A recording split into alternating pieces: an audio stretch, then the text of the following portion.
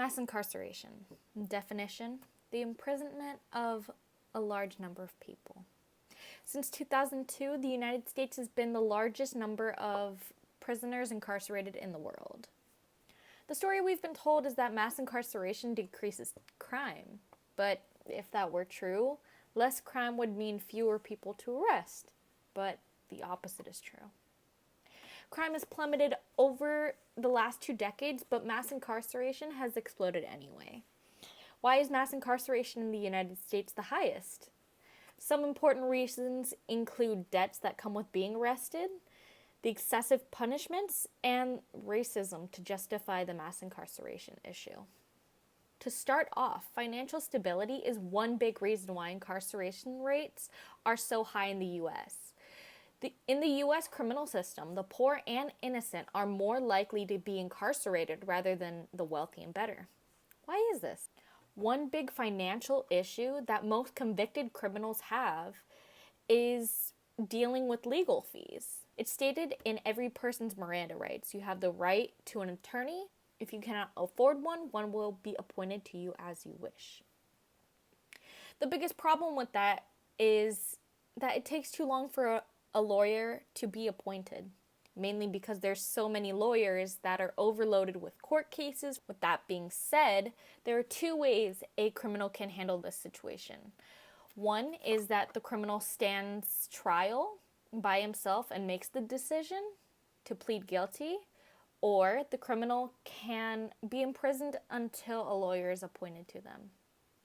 Most poor people cannot afford to pay legal fees, bail, or any other collateral fines that are stacked on top.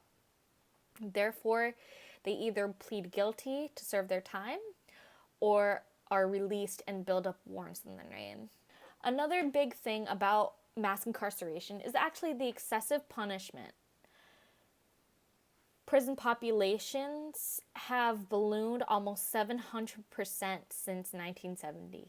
And not because of the spike of crime, but because we ramped up the policing and persecutions, as well as criminalizing poverty and punishing people more harshly for longer amounts of time. Many of the bad things that people are getting locked up for would not have been considered a poor decision almost 40 years ago, and would not have resulted in imprisonment.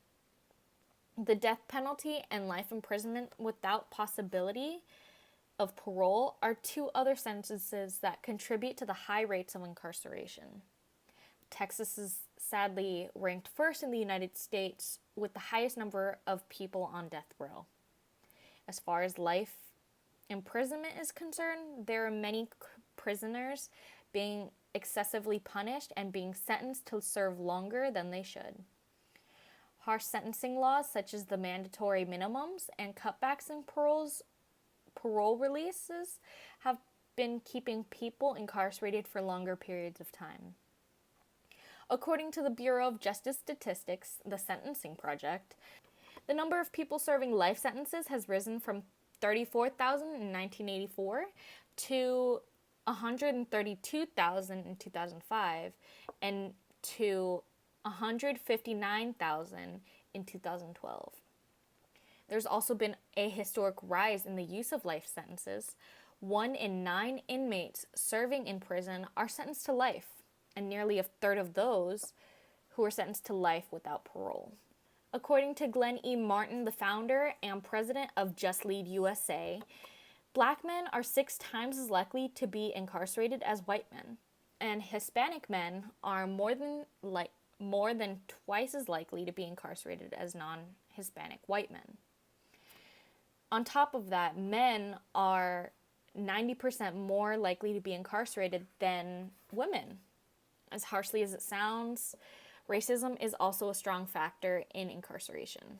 To support Martin's statistics, Taijin Tsai from the Populations Reference Bureau has discussed that men of color have an imprisonment rate of 14 times higher than the rate of women overall.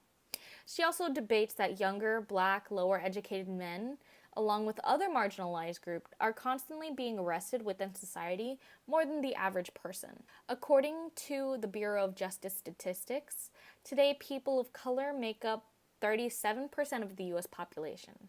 However, 67% of prison population is of color. Overall, African Americans are more likely than white Americans to be arrested. And once arrested, they're more likely to be convicted.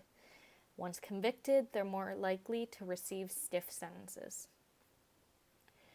Mass incarceration is the imprisonment of large people. I repeat this because, given the reasons it can be accessed that mass incarceration rates are booming to the fact that debts have come with being arrested, inmates are given excessive punishments, and law enforcement targets racial groups, but no one wants to discuss the impact that it makes to society, to the economics, and to families. Public safety is better than taxes raised to provide services inside of prisons and children being raised without their families. In conclusion, this is why I believe mass incarceration might not necessarily be a good thing for the U.S., despite us having the leading numbers and statistics in mass incarceration. Thank you very much for listening to my speech.